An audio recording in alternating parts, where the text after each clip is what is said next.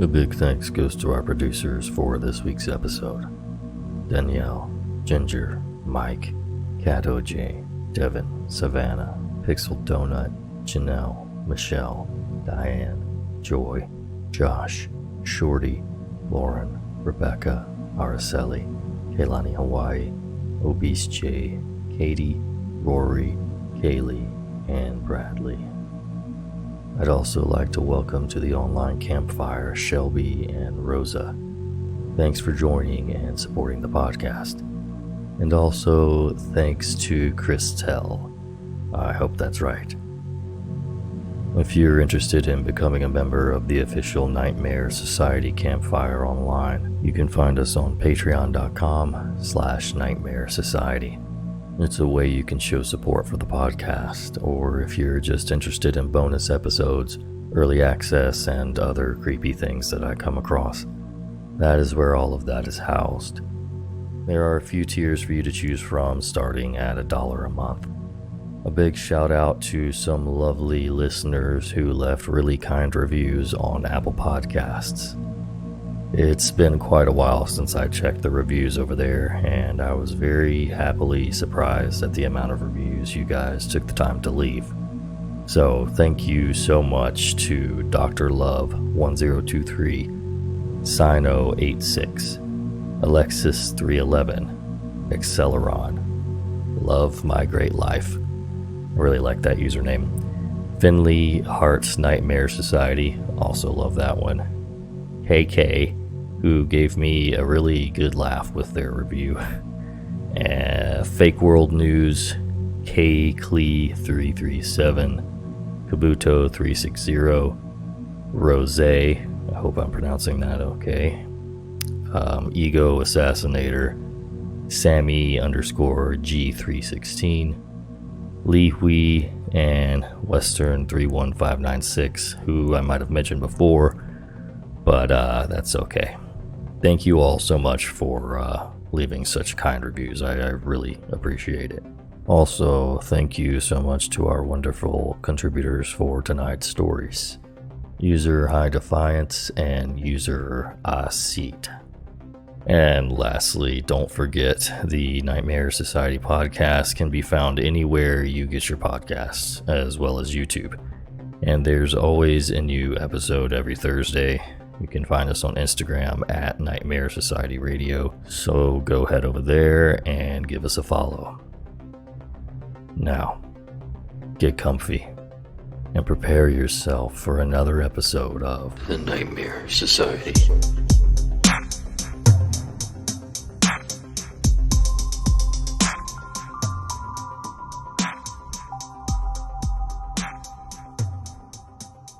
This happened almost 2 years ago. It was around 2 in the morning during summer, and I was asleep. My blinds were cracked, but my room was on the second floor of the house. I woke up to the sound of my phone vibrating against my pillow. The moon was shining through the blinds, dimly lighting up half of my room and leaving the other half in the dark. It read, "No caller ID." I don't remember why, but I felt like I needed to answer it. Groggily, I remember mumbling hello. A man's voice I did not recognize replied after a solid and quiet few seconds. Are you alone? I couldn't think of what to say.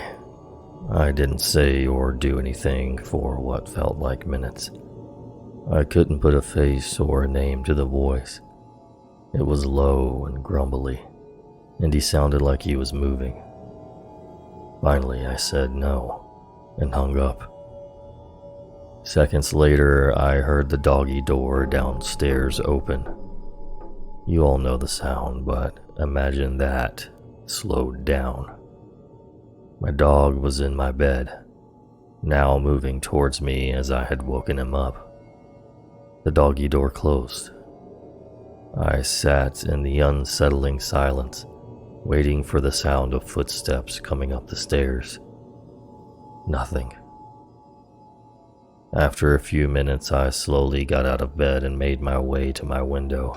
which overlooked the backyard. From there, I could see the back gate on the side of the house, slightly ajar. I stood and stared, unsure about what to do. I quietly went downstairs, ready to face whatever or whoever entered my house. But the back door was shut and locked. In order to get through the doggy door, the back door had to be open. This gave me some relief, but I was still unsettled that someone had tried to enter my house. So, to the man who tried to break in and somehow found my old number, let's not meet. And shut the freaking gate on your way out.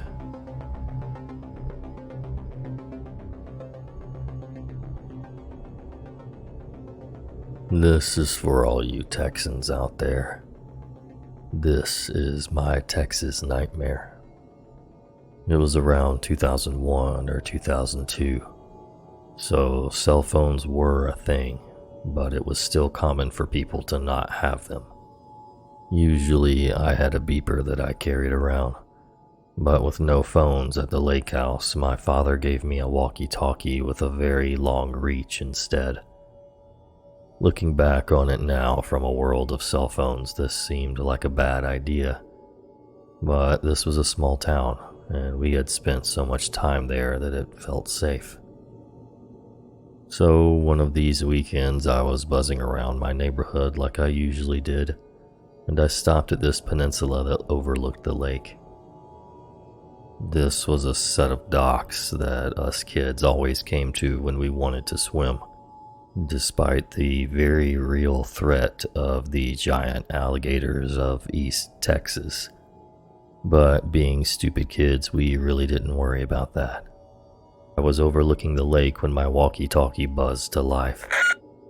Naturally, thinking it was my parents trying to reach me, I answered quickly. I couldn't quite make out what they said at first, so I tried confirming that it was my dad. This point in the neighborhood was a little ways away from the cabin, but I had reached my parents from this point before, so despite the fact I could not quite recognize the voice, I assumed it was my dad. Nothing seemed out of the ordinary at first. I don't remember exactly how the conversation went, but it was off enough that I remember being slightly annoyed. Garbled questions that I answered, but no answers that would have hinted who I was or where I was. Eventually, the conversation started to drift in a way that I knew something was off, but I wasn't alarmed just yet, as my dad was extremely notorious for pulling pranks on me and goofing around. I kept talking, stupidly. Alarm bells weren't going off yet. Finally, though, the guy on the other end of the walkie-talkie made a comment. I cannot for the life of me remember what he said exactly, but it was enough to make me doubt that it was my father. This is when things took an extremely creepy turn. Bear in mind, I had been talking to this guy pretending to be my father for a good 15 minutes, sitting on my four-wheeler on this peninsula. I can see you. You should come take a ride in my boat, he said. My father had a boat, but this was so out of character that it made me realize it was not my father. Dad? You're not Dad, are you? What are you talking about? If you can see me, then what am I wearing? I said, feeling a bit annoyed that this guy had been messing with me. He paused for a second before the walkie crackled to life, and he said very clearly, You are wearing an orange shirt. You have red hair, and you're sitting on a red four-wheeler right by the swim docks. Why don't you come ride in my boat? At this point, my eyes widened and my blood ran cold. This entire time, some strange guy that I don't know had been watching me from God knows where.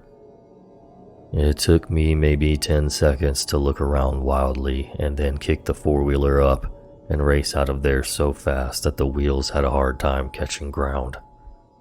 I remember the wheels spun out against the gravel beneath them, and when the four-wheeler finally started moving, little me had a hard time holding on.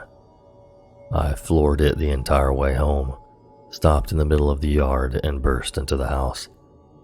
Obviously, the first thing I did was ask my parents if they had contacted me, which they had not, and they hadn't for hours. I was in such a panic that there was no way my dad wouldn't have confessed it had been him. He was a practical joker, but he knew when the fun was over. I hate to think what might have happened had I continued sticking around that area, or if I hadn't figured out that it wasn't my dad pulling my leg. Nothing came of this incident though, and my childhood up there resumed as normal. Eventually the weekend visits stopped, but the story doesn't end there. During my parents' divorce, I moved to live at the lake house permanently with my father, or at least until we could find something better. This was the only place we could go when he left my mother, which is a long story in and of itself, but I won't get into that.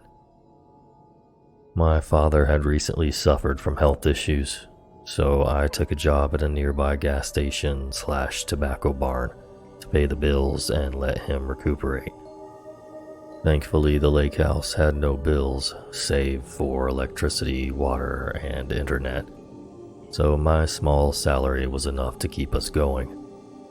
I only worked for 3 months, but those 3 months were by far the creepiest I've ever experienced. Within the first month, a rather tall and obese man became infatuated with me, and he could not have been creepier. He had short crew-cut hair and a slightly unkempt beard and mustache combo. The first time we ran into each other, he stared at me with these wide, crazy eyes, ordered his gas, and just stood there for like 2 to 3 solid minutes, just staring at me. When I asked if I could help him, he said nothing.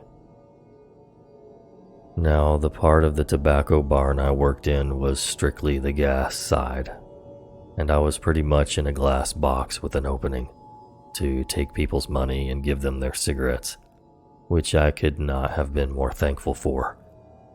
Several times that this man came to visit, he would leave to pump his gas after staring at me awkwardly. About the 4th or 5th time after I thought he had left, I heard a knock on the other side of the barn on the glass. There he was, face pressed against the glass, staring at me with his wide, manic grin, and waving at me with just his fingers. It was enough to send me running for my manager when he left, demanding to go on break before I peed myself. The last time I saw him, I will never forget though. It's been etched into my mind so deeply that I doubt bleach could scrub it away. He arrives as he usually did and orders his gas. This time, however, he reached through the hole in the glass and grabbed my hand before I could put the cash away in the register.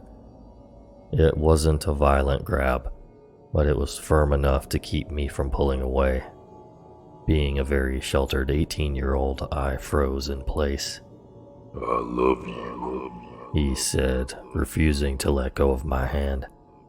I simply stared at him, unnerved, and alarm bells ringing in my head. Say it, say it, say it, say it. What? Say you love me. Naturally, I just wanted this guy to go away.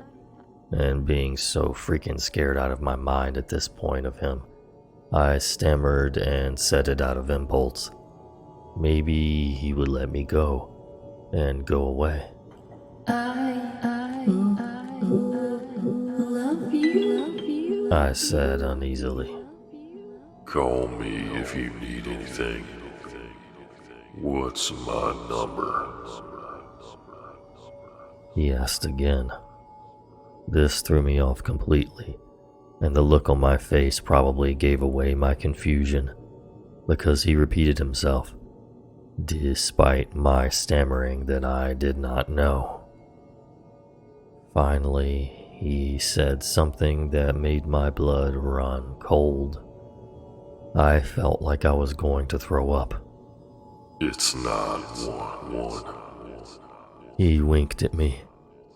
This guy was the sheriff deputy, the person I would have to call if I got into any sort of trouble in town, the person I'd have to call if I had a medical emergency or if someone tried to rob me. And he would not let go of my hand. I just nodded, trying to keep myself from shaking bad enough for him to feel it.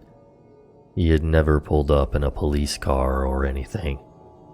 But when I talked to my manager, she confirmed what he said as being true.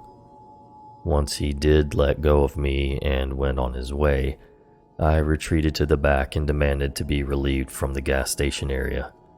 I did not care. I just did not want to see that guy ever again.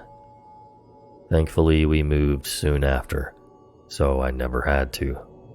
But I will never forget the leering grin that man gave me every single time he purchased gas. You'd think moving away would be the end of the story. But no, it got even worse when I went to college, and you wouldn't think that would be the case, considering I was in Galveston. I had needed to go to my counselor to discuss a few things, and this usually involved about 30 minutes of chit-chat, as me and my counselor had become close while I was attending school. During one of these chats, which my father had attended due to him attending school and the same classes as I was in an effort to finally get his degree, I mentioned Onalaska, Texas, and how we had owned a lake house up there. Instantly, the happy expression left my counselor's face. She informed me that she had been a social worker in that area for quite a few years, and suddenly my childhood playground took on an extremely dark turn, and the sheriff at the gas station became a nightmare.